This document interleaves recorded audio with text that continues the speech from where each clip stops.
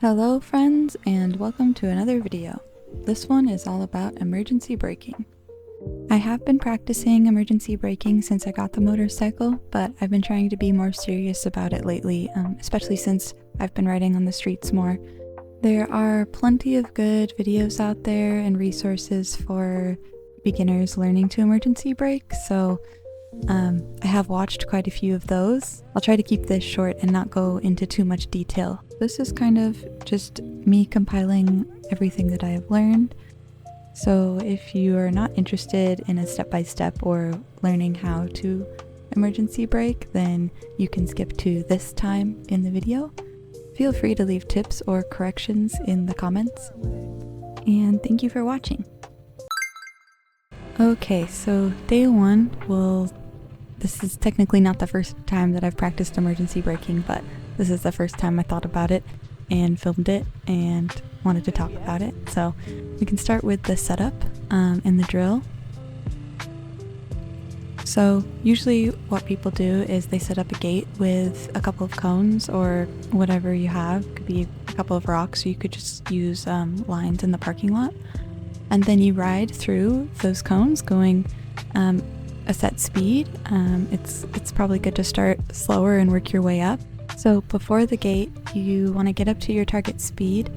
So an example would be 15, 20, 25, 30, 35. And just practicing at the same speed over and over again, starting out slow until you feel comfortable braking fairly quickly and smoothly at each speed. So once you're through the gate, you don't want to start slowing down until you're through the gate. You'll roll off the throttle and simultaneously apply the front and rear brake and pull in the clutch before you come to a complete stop. Sounds easy enough. The one thing I didn't mention is shifting, because I feel like in most emergency situations, especially as a newbie, it's more important to focus on stopping than on downshifting to first gear when you come to a stop. It's definitely not impossible to downshift into first gear, but as long as the clutch is being pulled in, it doesn't really matter what gear you're in. If you're in first or second, it can be good because you can take off and get out of a situation if needed, but as a beginner, there's already enough to think about. Okay, so here are a couple things that I learned when I took my permit course, and that is to keep your head up and look forward, which kind of goes with squaring the handlebars, so you want to keep everything in line and try to brake in a straight line. I know sometimes you will need to, in certain situations, emergency brake in a turn, in a corner, but I think getting the muscle memory down in a straight line is really important. Also, squeezing the tank with your legs, I think is underrated. Well, maybe it's not, but I guess I've heard it before, but I don't think about it as often as I think about other things that I'm doing. So squeezing the tank with your legs, especially when you're emergency braking, can help keep the bike more stable and under control. So when you're braking, you're inputting a lot of force on the suspension, mostly in the front, but in the back too. The suspension is compressing, and that can cause your weight to shift around on the bike. When you're squeezing the tank with your legs, that is minimizing the amount of movement that you are doing on the bike and allows you to brake smoother.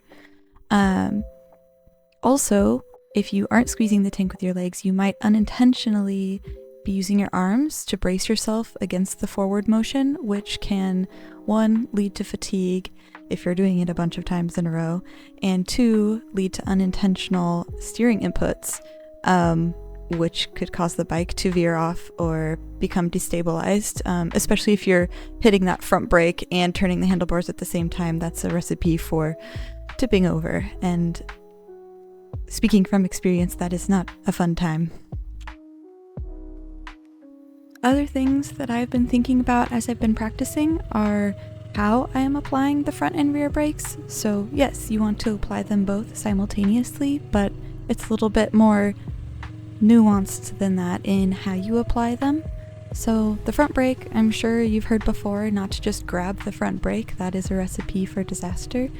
I've heard lots of different methods of grabbing it gradually, smoothly, progressively, and that can include things from counting down from 5, so say 5, 4, 3, 2, 1 as you're pulling in the front brake.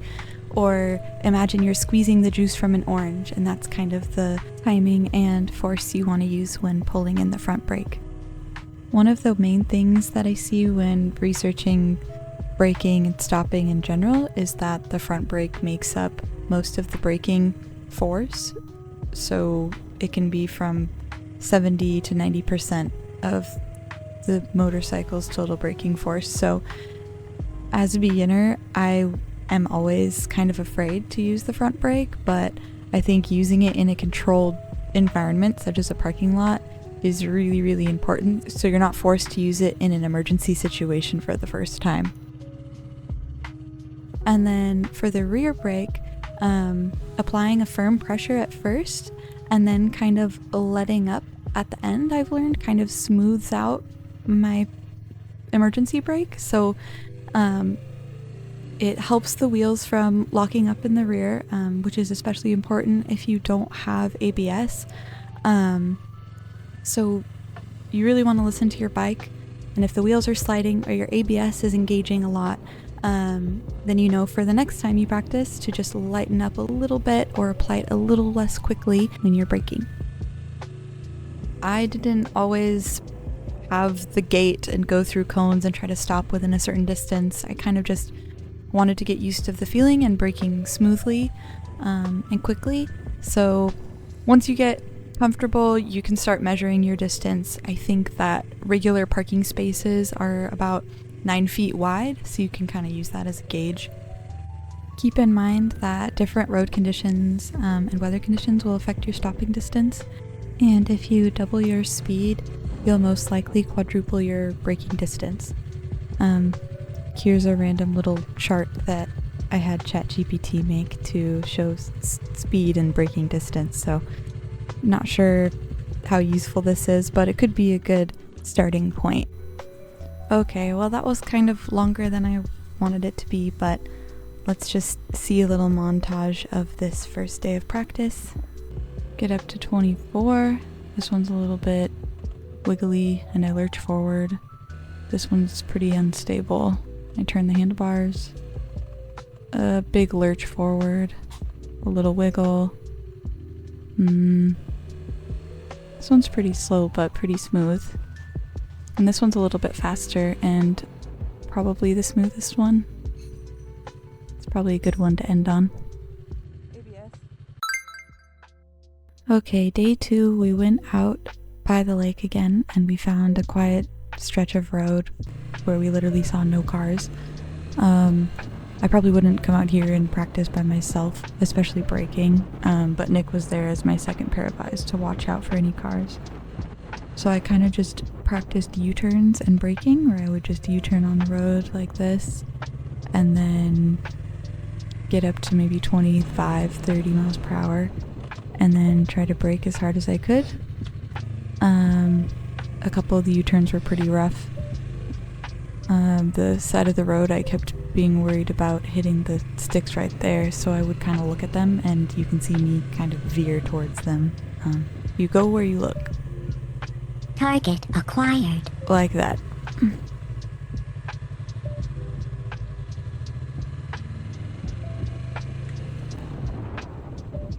My stops felt a little bit smoother on this day, but I wasn't going very fast.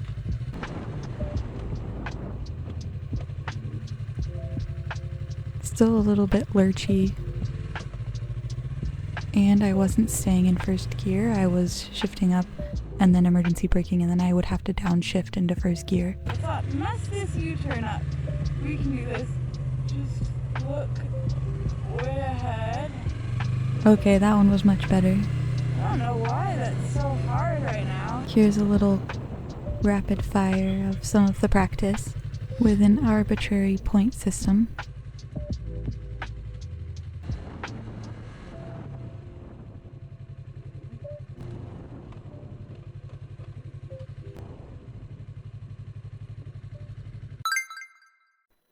You know what's better than practicing by yourself?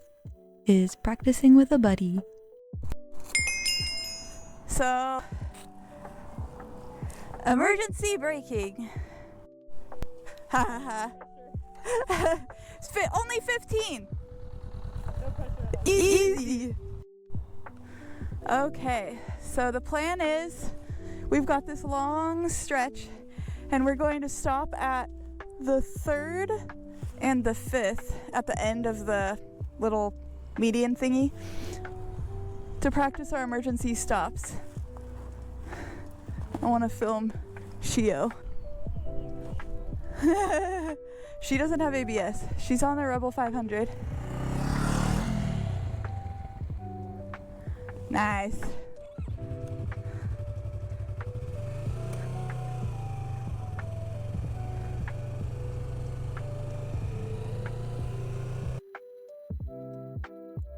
So at the beginning of this video, when I talked about the drill and using a gate, obviously that was in air quotes because you can kind of use anything as a gate.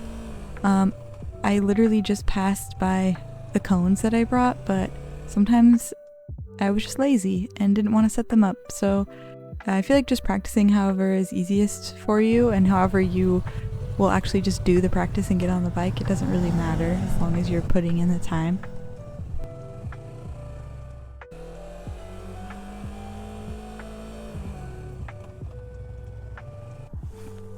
Is your finger not in a good spot? No, it's not that. It's just like I'm just squeezing too hard because I'm like partially panicking. I do the opposite where I like don't squeeze it all the way. I just take it halfway and I think that's the whole way. When I start panicking, I start hitting. Yeah. It's like crazy, and that's why I'm fishtailing and Yeah. tire marks everywhere. I feel like, have you tried just using the front brake, but not going super fast, like just front brake? Yeah, and that's fine. But it's when you add that. Yeah. When you, wait, put your hand there. Yeah, that's pretty good. On your first knuckle. Ready?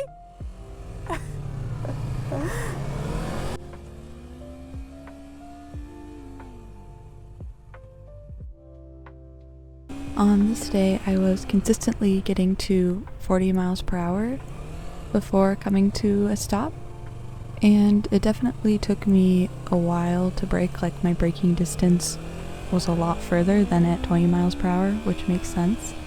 And we can kind of use the spaces to see about how far my braking distance was. So let's try that on the next one. Okay, so I get up to about 41 miles per hour, and then I roughly count the spots that I pass, and I get around 11, which if each spot is 8.5 to 9 feet wide, then we can say that's about 100 feet, which I don't think is too bad.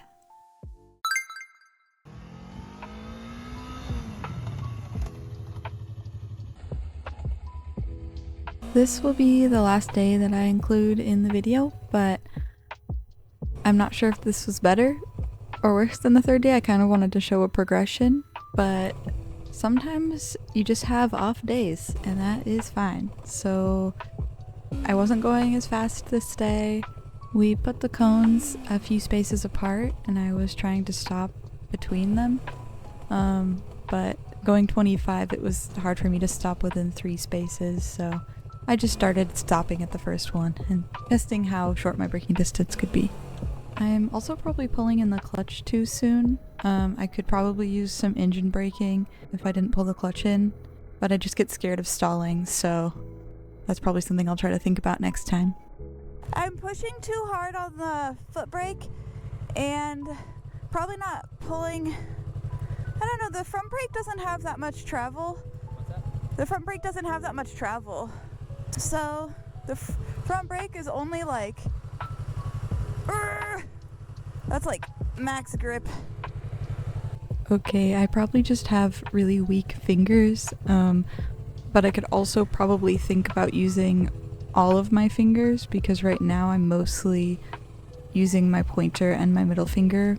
I am like a hoverer, so I usually have those fingers hovering over the front brake anyways. I just feel really comfortable with that hand position.